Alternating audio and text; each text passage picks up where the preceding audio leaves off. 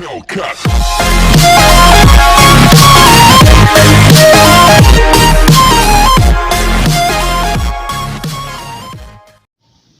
Students, welcome back to my channel. और आज हम इस वीडियो में पढ़ने वाले हैं organization structure, functional and divisional. तो आइए इस वीडियो को स्टार्ट करते हैं। तो सबसे पहले हम जानेंगे कि ऑर्गेनाइजेशन स्ट्रक्चर क्या है। सो यहाँ टूल किट 6 में आप ऑर्गेनाइजेशन स्ट्रक्चर की डेफिनेशन देख सकते हैं। It refers to that framework within which all managerial and non managerial task are performed. So organisation structure एक ऐसा फ्रेमवर्क होता है जिसके अंदर सभी मैनेजरियल और नॉन मैनेजरियल जितने भी टास्क है वो सारे परफॉर्म किए जाते हैं। मैनेजरियल टास्क कौन से होते हैं? जो मैनेजर्स परफॉर्म करते हैं वो मैनेजरियल टास्क। और नॉन मैनेजरियल टास्क जो हमारे एम्प्लॉयज़ हैं, जो मैनेजर के अलावा जो वर्कर्स हैं हमारे ऑर्गेनाइजेशन में, वो जो टास्क परफॉर्म करते हैं वो कौन से टास्क होते हैं? Non managerial task. So organisation structure एक ऐसा फ्रेमवर्क है जिसके अंदर सभी मैनेजरियल और नॉन मैनेजरियल टास्क परफॉर्म किए जाते हैं। यहाँ पर और भी बहुत सारी डेफिनेशंस दी गई हैं ऑर्गेनाइजेशन स्ट्रक्चर की। सो आपको जो बेटर लगे आप उसको नोट कर सकते हैं। यहाँ पर एक और पॉइंट है हमारे पास, स्पैन ऑफ मैनेजमेंट। तो स्पैन ऑफ मैनेजमेंट क्या होता है? स्पैन ऑफ मैनेजमेंट में क्या होता है, ये एक नंबर होते हैं सबऑर्डिनेट के जो कि एक मैनेजर अच्छे तरीके से कंट्रोल कर सकता है किसी को।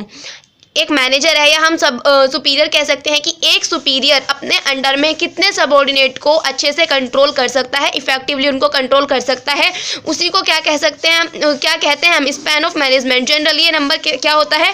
5 to 6 की एक सुपीरियर के अंडर इफेक्टिवली 5 to 6 सबऑर्डिनेट या एम्प्लॉय वर्क इजिली कर सकते हैं।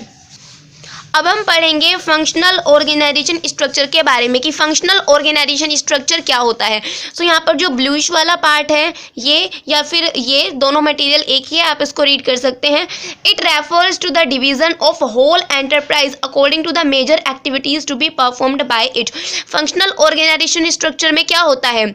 It refers to the division of whole enterprise. इसमें हम पूरे एंटरप्राइज को डिवाइड करते हैं किसके according? According to the major activities to be performed by it. जो भी वहाँ पर मेजर एक्टिविटीज हो रही हैं किसी भी एंटरप्राइज में, उनके अकॉर्डिंग हम पूरे एंटरप्राइज को डिवाइड कर देते हैं। ये क्या है? हमारा फंक्शनल ऑर्गेनाइजेशन स्ट्रक्चर है। ठीक है, अब फंक्शनल ऑर्गेनाइजेशन स्ट्रक्चर को और अच्छे से समझेंगे। मैं नीचे एक चार्ट दिखाऊंगी, उससे उस डायग्राम से आपके डाउट्स क्लियर हो जाएंगे। ये डायग्राम आपको दिख रहा होगा।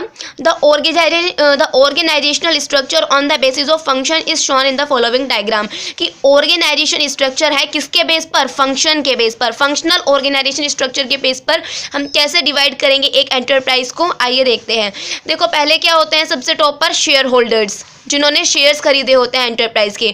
फिर देन कौन आता है? Board of directors. Board of directors के बाद फिर कौन आता है? General manager. ठीक है, फिर जनरल मैनेजर के बाद हम बहुत सारे, अब किसी एंटरप्राइज में कोई भी एंटरप्राइज है वो कोई भी प्रोडक्ट बना रहा है तो बहुत सारे डिपार्टमेंट तो होंगे। Production department, marketing department, finance department, personal department, sales department, advertising department, market and research department. तो इन सब डिपार्टमेंट के अलग अलग अपने अपने काम होते हैं। सो इन सभी मेजर एक्टिविटीज़ के थ्रू हमने क्या कर दिया, एक एंटरप्राइज को अलग अलग पार्ट्स में डिवाइड कर दिया, या उसको मेजर एक्टिविटीज़ के अकॉर्डिंग, उनके परफॉर्मेंस के अकॉर्डिंग हमने एंटरप्राइज को क्या किया है? डिवाइड किया। प्रोडक्शन डिपार्टमेंट में क्या होगा? प्रोडक्शन डिपार्टमेंट का काम होगा। मार्केटिंग डिपार्टमेंट में क्या होगा? मार्केटिंग का काम किया जाएगा कि चीज़ों को कैसे बेचना है, हम कैसे अपनी सेल्स को बढ़ाएं।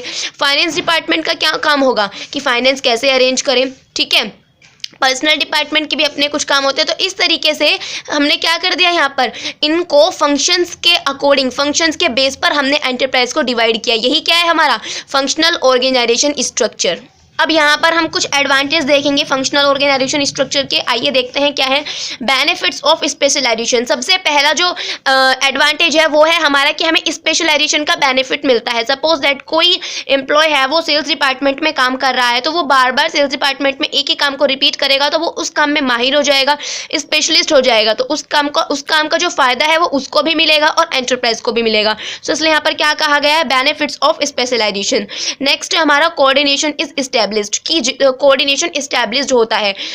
जो भी कोई अपने डिपार्टमेंट में काम कर रहा है वो अपने काम में स्पेशलिस्ट होता है, अपनी जॉब में स्पेशलिस्ट होता है। क्यों? क्योंकि वो उसी काम को बार बार क्या कर रहा है, रिपीट कर रहा है, तो ऑब्वियसली वो उसमें एक्सपर्ट हो जाएगा। It makes coordination easier at the departmental level. So इसमें क्या होता है कि डिपार्टमेंट के अंदर जितने भी लोग हैं वो सब जब अपने काम में स्पेशलिस्ट हैं तो वो अपने काम को अच्छे से करेंगे, और अच्छे से करेंगे तो उनके बीच में कोऑर्डिनेशन इस्टेब्लिश होगा। नेक्स्ट है हमारा मैनेजरल इफिशियंसी इज इंक्रीज्ड। इससे मैनेजरल इफिशियंसी जो है वो इंक्रीज होती है। कैसे?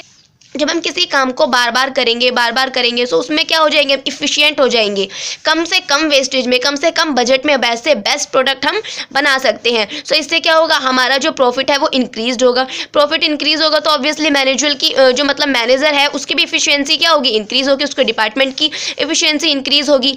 नेक्स्ट है हमारा मिनिमल डुप्लीकेशन ऑफ एफर्ट्स।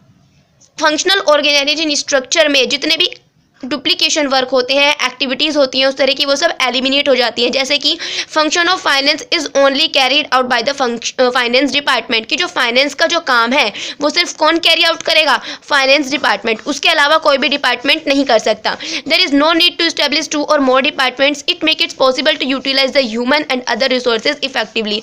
उसके अलावा हमें कोई और डिपार्टमेंट बनाने की ज़रूरत नहीं है जो फाइनेंस को और भी कोई चेक करे, फाइनेंस डिपार्टमेंट कर सकता है इस काम को, ठीक है। तो इससे हमारा टाइम भी बचता है और हमारा पैसा भी उसमें बच जाता है। तो इसमें क्या होता है, डुप्लीकेशन, जितने भी काम होते हैं डुप्लीकेशन ऑफ एफर्ट्स वो नहीं होते या कम से कम होते हैं। नेक्स्ट एडवांटेज है हमारा ट्रेनिंग इज फैसिलिटेटेड। इसमें ट्रेनिंग फैसिलिटेट की जाती है। इसमें क्या होता है कि इस फंक्शनल ऑर्गेनाइजेशन स्ट्रक्चर में हर एम्प्लॉयज़ को ट्रेनिंग दी जाती है उससे रिलेटेड वर्क की। सपोज दैट कोई एम्प्लॉय है वो फाइनेंस डिपार्टमेंट में काम कर रहा है, तो फाइनेंस डिपार्टमेंट में जितने जो भी इश्यूज़ हैं या जो भी फाइनेंस डिपार्टमेंट के अकॉर्डिंग जो भी काम है उससे रिलेटेड उसको ट्रेनिंग दी जाएगी। सो ये भी एक बहुत बड़ा बेनिफिट है कि जब उनको ट्रेनिंग दी जा रही है तो वो काम और अच्छे से करेंगे, एक्सपर्ट होंगे, उनको कुछ नया सीखने को मिलेगा।